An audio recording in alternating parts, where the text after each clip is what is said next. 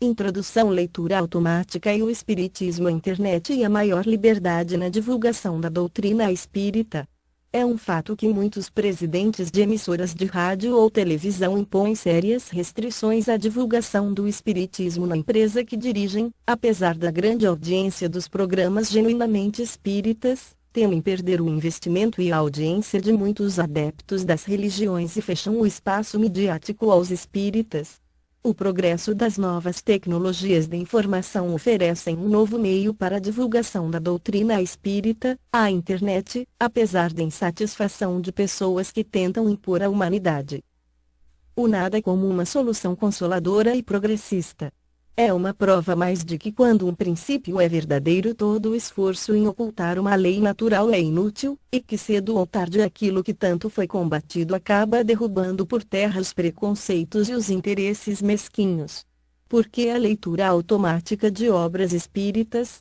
Aqui apresentamos a leitura automática de uma obra espírita com o intuito de contribuir para o esclarecimento e a pesquisa daqueles que desejam pesquisar sobre as 3 perguntas mais importantes para o homem.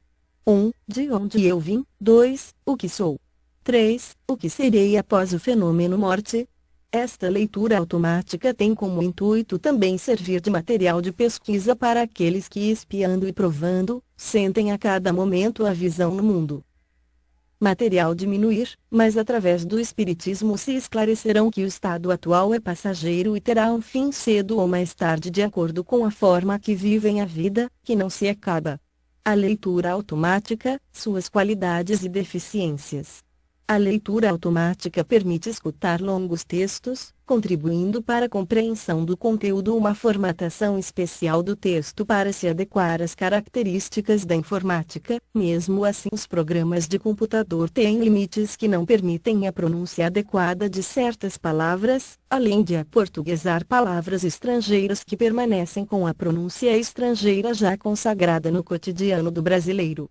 Neste trabalho, esta dificuldade pode ser superada adquirindo a obra Viagem Espírita em 1862 no site deste instituto, www.icemeb.com, e até mesmo contando com a ajuda de pessoas esclarecidas e com o intuito de esclarecer, podem ajudar no entendimento do verdadeiro sentido da obra, além do uso constante de leituras deste tipo, dar condição de deduzir os termos que as limitações da tecnologia atual não podem superar.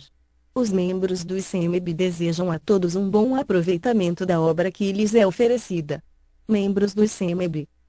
X sobre o uso de sinais exteriores de culto nos grupos. Muitas vezes me tem sido perguntado se é útil começar as sessões com preces e atos exteriores de devoção. Minha resposta não é apenas minha, é, também, a dos espíritos eminentes que trataram dessa questão. É, sem dúvida, não apenas útil, mas necessário, rogar, por uma invocação especial, por uma espécie de prece, o concurso dos bons espíritos. Essa prática, aliás, não pode predispor senão ao recolhimento, condição essencial de toda reunião séria. Já o mesmo não se dá com os sinais exteriores de culto, pelos quais certos grupos creem dever abrir suas sessões, e que têm mais de um inconveniente, a despeito da boa intenção com que são sugeridos. Tudo nas reuniões deve passar-se religiosamente, isto é, com gravidade, respeito e recolhimento. Mas não nos devemos esquecer de que o Espiritismo se dirige a todos os cultos, que, por consequência, não deve adotar as formalidades de nenhum em particular. Seus inimigos já foram bastante hábeis, apresentando-o como uma seita nova, a fim de terem um pretexto para o combater. Não se pode, pois, corroborar essa opinião pelo uso de fórmulas das quais não deixariam de tirar partido, para dizer que as reuniões espíritas são assembleias de protestantes, de cismáticos. Não penseis que tais fórmulas sejam capazes de congregar certos antagonistas. O Espiritismo, chamando a si os homens de todas as crenças, para uni-los sob a bandeira da caridade e da fraternidade, habituando-os a se olharem como irmãos, seja qual for sua maneira de adorar a Deus, não deve chocar as convicções de ninguém pelo emprego de sinais exteriores de um culto qualquer. Poucas são as reuniões espíritas, por menores que sejam, sobretudo na França, em que não haja membros ou assistentes pertencentes a diferentes religiões. Se o espiritismo se colocasse abertamente no terreno de uma delas, afastaria as outras.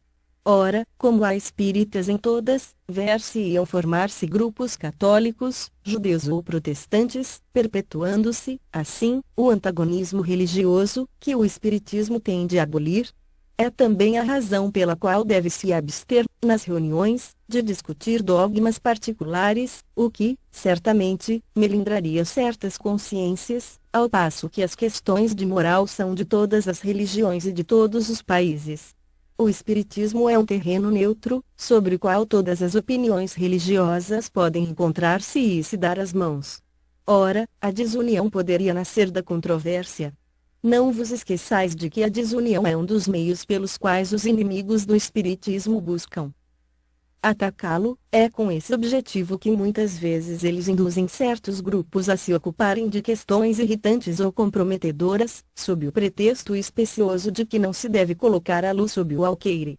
Não vos deixeis prender nessa armadilha, e que os dirigentes de grupo sejam firmes para repelirem todas as sugestões deste gênero, se não quiserem passar por cúmplices dessas maquinações. O emprego de sinais exteriores do culto teria o mesmo resultado, o de uma cisão entre os adeptos.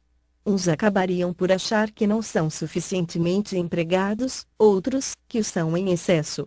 Para evitar esse inconveniente, que é muito grave, convém abster-se de toda prece litúrgica, sem excetuar a oração dominical, por mais bela que seja.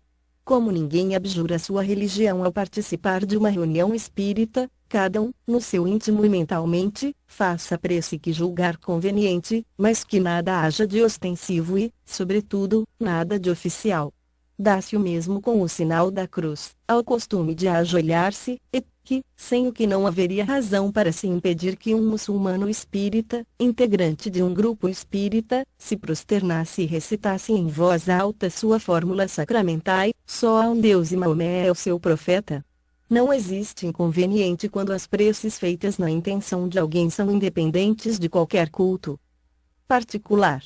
Sendo assim, creio supérfluo salientar o quanto haveria de ridículo em fazer-se toda uma assistência repetir em coro uma prece ou uma fórmula qualquer, prática vista por alguém que má contou.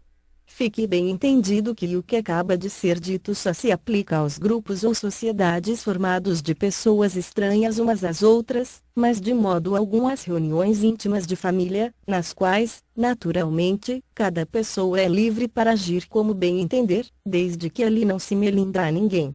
Fonte de pesquisa: Kardec, Allan. Viagem Espírita em 1862. Rio de Janeiro, FEB. Instruções particulares dadas aos grupos em resposta a algumas das questões propostas, x sobre o uso de sinais exteriores de culto nos grupos, pág. 42 e 43.